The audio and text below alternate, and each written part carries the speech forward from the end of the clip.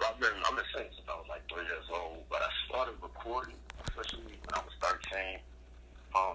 Got into my first record label situation with Hot City Records. Then I was taken to Atlanta Records to be Bruce Wayne. Ever since then, man, I've just been grinding like a mug from 13 to the age I am now, just trying to climb my way in, you know what I'm saying? So it started at 13, and then ever since then, I've just been rocking out, trying to get into the right situation.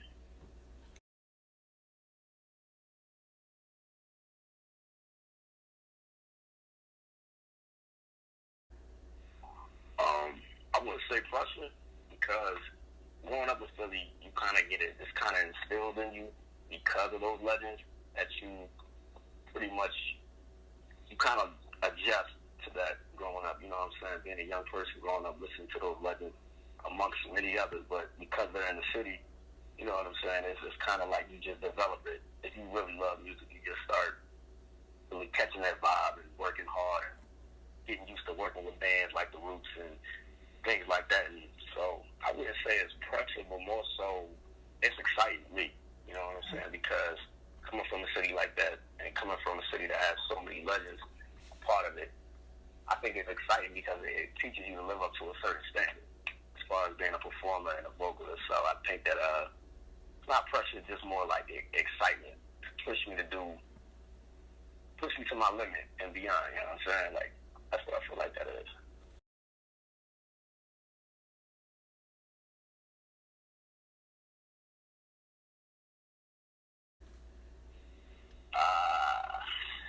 It was definitely different.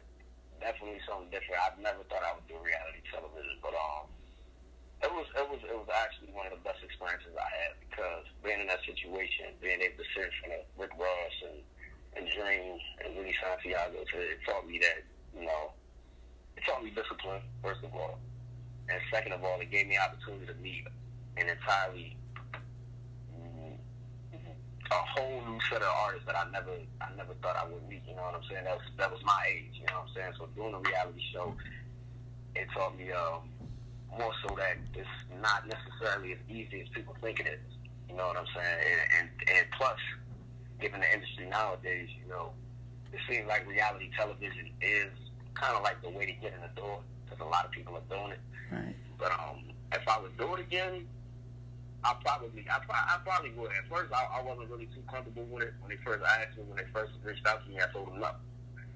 It's just like a lot of other artists that was a part of the show. I told them no because at first I thought it was fake, and then second I was like, I ain't really trying to get into the whole reality show thing, because I don't, most reality shows are kind of negative and they shine a light on negativity. Right. That's not what I want the core of my career to be. So, but for the most part, the show gave me an opportunity to showcase my talent.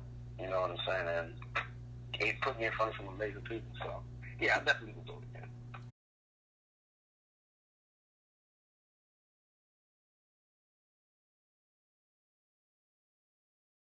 Okay. Working with Troy, actually, I was funny, man, we were talking the other day, and I told him that he actually changed my life as far as my career.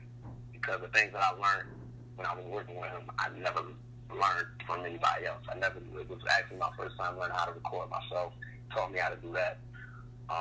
He taught me how to do arrangements. He taught me the essence of what R&B is today and how to mesh old school R&B and new school R&B. And a lot of people don't take the patience to do that. So working with him was definitely life-changing as far as my career. It changed me forever. So, working with him, it was pretty much one of the best experiences I had, for sure. The TTU process is kind of it's kind of hard. I ain't gonna lie, because unless you go in there with an open mind, meaning like being able to take constructive criticism, because Troy's the type that he's definitely not going to sugarcoat nothing.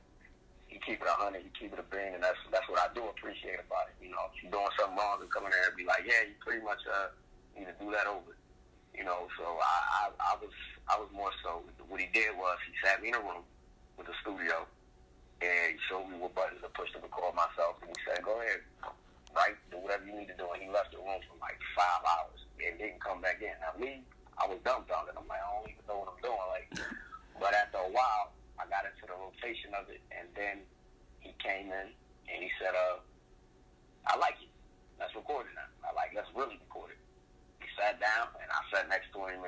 with the microphone in front of me. He sat at the computer, and we knocked out about 5 songs. So the TTU process is a process that I think every artist should go through, because it's artist development. And nowadays, a lot of artists don't go through artist development. Nowadays, artists just go out, they just jump out there based off social media and computers and things like that, and there's no development. They don't know what they're doing as far as after they, make a hit song, then they don't know how to make another one, or they don't know how to record that stuff. They're not self-sufficient. So that TTU process taught me how to be pretty much self-sufficient, a self-sufficient artist. You know what I'm saying? And I appreciate that, because he didn't have the respect to do that, but he was definitely a legend in the game, and he showed me how to do that. So it was dope. It was definitely dope.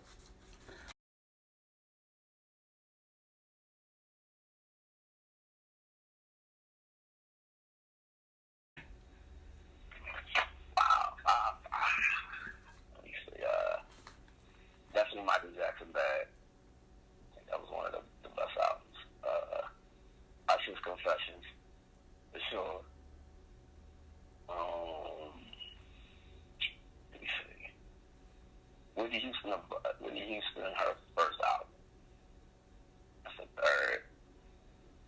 Let me see. Prince, he has probably 20 albums I would probably pick for, but I think Purple Rain was one of my favorites. Definitely one of my favorite albums. And what the fifth would be? D'Angelo, probably let me see, the Voodoo album, for sure. For sure, the Voodoo album, yeah. D'Angelo, the Voodoo, yeah.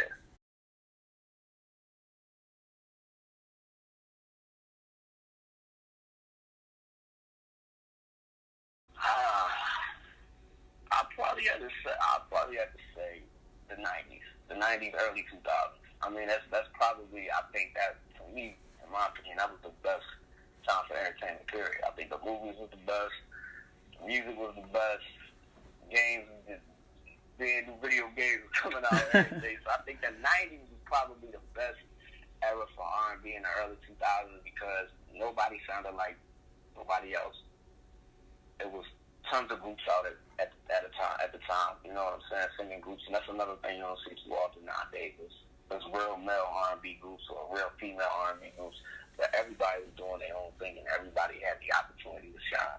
Nowadays, it seems like they only shine a light on urban AC artists, if in one light, you know what I'm saying. They don't get a chance to cross over and be pop. At the time, it seemed that R&B was pop, meaning like it was popular. Right. You know what I'm saying? R&B artists be performing at the Grammys and American Music Awards and things like that. Nowadays, you really don't get to see a lot of R&B artists do their thing unless it's at the BET Awards and some shit like that. So I think that the '90s proved itself to be the best era, because it was just amazing music. Everybody had their own lane. Everybody was cool to listen to Genuine. It was cool to listen to Tyrese at the same time. Then it was cool to listen to Usher, and it was cool to listen to, you know what I'm saying, Jagged Edge or Silk or whoever was out at the time, and nobody was really in competition. It was just people was just making music and doing what they were doing. So definitely the '90s, early 2000s, yeah.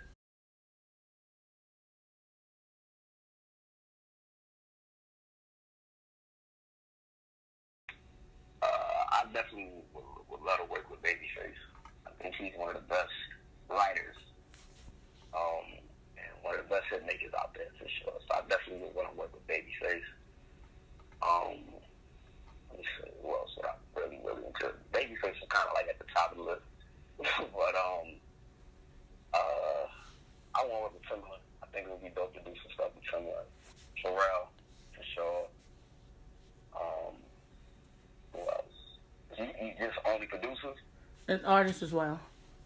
Okay, I definitely would want to do something with Chris Brown.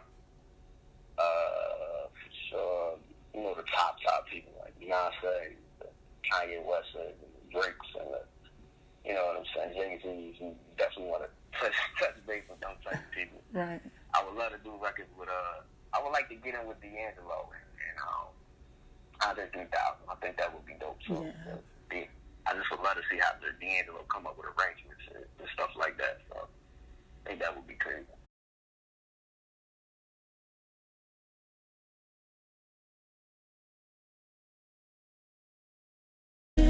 girl, it's my girl. Nobody does me like you do. I be bragging. My girl, it's my girl, it's my girl. Yeah. I need you Tuesday, Wednesday, and Thursday. Yeah. I just need you every day, plus the weekend. Girl, you only slide on the weekends, oh no. Love you, master. Just say to you, lady, it's mine, say it's mine. What we done is a disaster. We end up like this every time, oh. Sweet love, sweet love. Who came to kiss it? Who came to beat it? Rocky. Don't use those hands to put up the gate and stop me now. Sexing you is easy 'cause you're beautiful. And every day of my life is filled with the wants in you.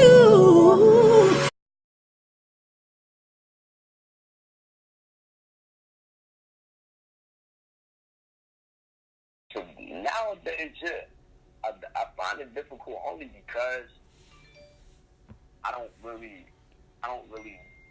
hear anything that I'm able to sing to nowadays. Like Sizzle was something fresh and brand new to me, and the girls were actually singing. So it gave me the opportunity to hear an album and be like, yo, this is kind of dope. I like what she's doing. She's not just a vibey singer. She actually does know how to do arrangements and things like that. So that made me excited because I got an opportunity to actually sing instead of creating my own, taking a rap song and singing it. I actually had a little blueprint. And Tank, he's been doing that for years. So I just don't think that today, it's not really too many singers out there that allows me to cover anything that's current today, unless I hop over into the top charts, which is, like the Ed Sheerans and Adele and stuff like that. But for the most part, it's difficult because you kind of don't have the inspiration. You got to kind of pull from your own experiences of singing, you know what I'm saying? Which is cool. It's fun, but sometimes I just damn, I really love to sing that song because I like the way it's dude sung it. I like the way she sung it. So yeah, it's hard in that sense. It's easy for me because I'm a singer, but it's hard in the sense of getting the inspiration to want to sing something that that a lot. You know what I'm saying? So yeah, that's pretty much it.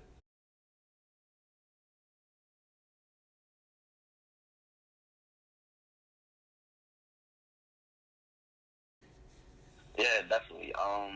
The new project is pretty much we finishing it up right now.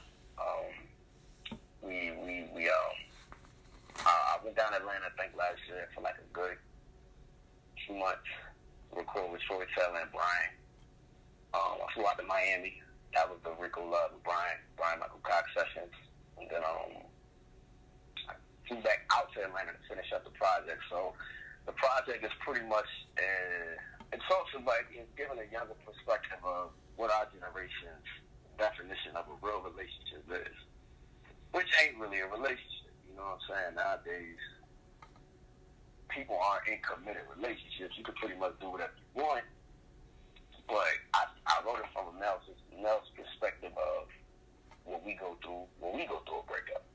Because a lot of females, you know how y'all feel when y'all go through breakups because y'all don't have an issue expressing that.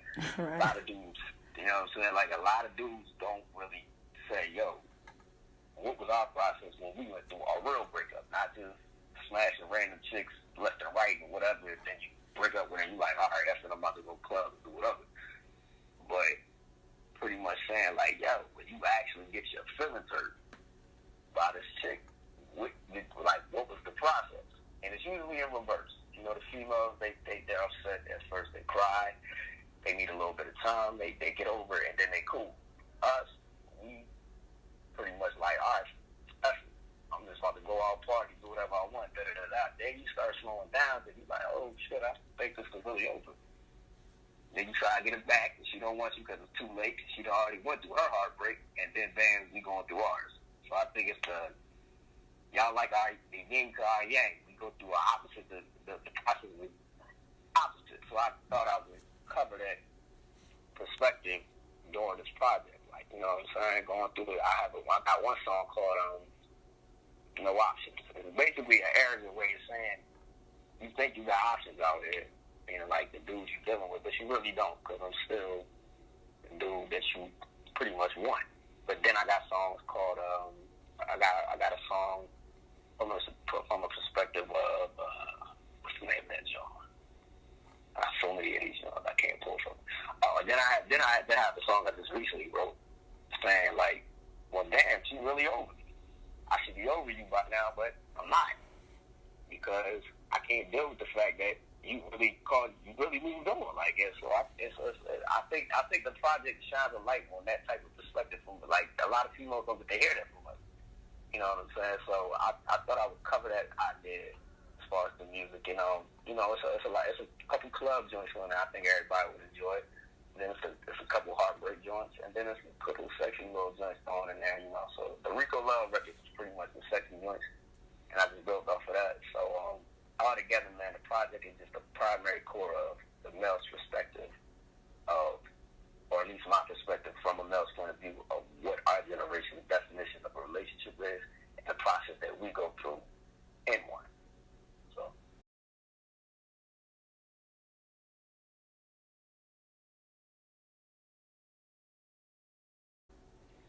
I don't, man. Not yet. I usually like to, because we putting the finishing touches on it, meaning we just doing a couple more records and then a project can be completed. We have like up to at least 40 records that we're considering. You know what I'm saying? I got to break that down and then break it down again so it'll be a reasonable amount of number of tracks on that. So I think once I listen to the entire project within itself, once I pick the actual tracks that I want to be on the project, I know what it's about, but I do want to pick the perfect name based off of the songs I choose. So that's pretty much, if you was watching my Instagram a while ago, I was throwing pieces of my music out there just to get people's perspective and see what they feel about it. And, you know what I'm saying, sitting down with Rico, and sitting down with Troy, and sitting down with Brian and saying, yo, what y'all think the project should be called, because they're the main, you know, producers and writers for the project, including myself. So I ain't came up with a name yet. I ain't came up with one, but I'm definitely, I got a couple ideas, but until I really sit down and listen to all the songs in its entirety, it's nameless right now. So, yeah, so.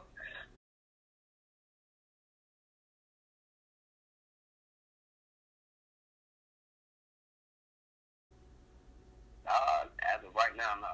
Okay. There's no features on the project, and that wasn't even intentional. That was just, it just happened to be no feature. I mean, other than, I think Rico is on one of the records.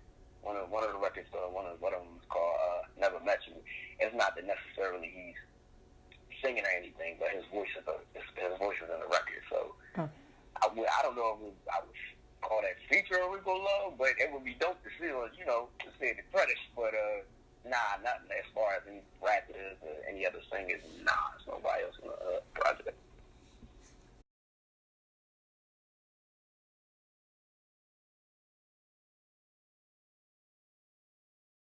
Most definitely, man. Y'all can reach me on all social media brackets at officially Devon, Devon, YouTube, Instagram, Twitter, Facebook, anything you could think of. Y'all can reach me on those social media networks at officially Devon, Devon. Just send me your location, let's vibe the vibration. I don't need nothing else but you, yeah. At times I wonder why I fool with you, but this is new to me, this is new to you. Initially, I didn't wanna fall for you, gather my attention, it was all for you, so don't take it bad needs, don't leave my heart for damage. Girl, understand that things go a little bit different when you plan it. Ooh, send me your location, let's focus on communicating, cause I just need a time and place to come through. Oh, send me your location, let's vibe the vibration. I don't need nothing else but you. Yeah, found the truth beneath your lies. Yeah. And true love never has